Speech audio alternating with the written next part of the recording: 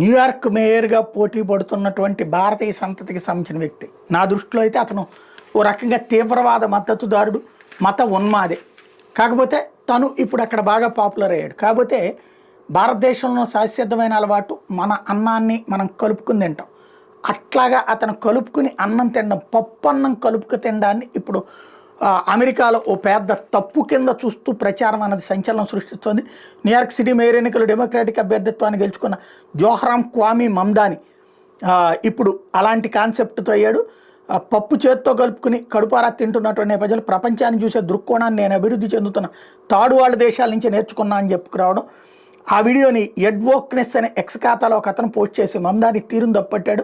అన్నాన్ని చేత్తో తింటూ ఆయన తనకు తాడువారల స్ఫూర్తి అని చెప్తున్నాడు అంటూ వ్యాఖ్యానిస్తే, మరికొంతమంది నువ్వు తాడువారాలకే వెళ్ళిపో, ఇక్కడెందుకు అక్కడికే బతుకుపో అని చెప్పడం లాంటి విమర్శలు అయితే అనేక మంది సమర్థిస్తూ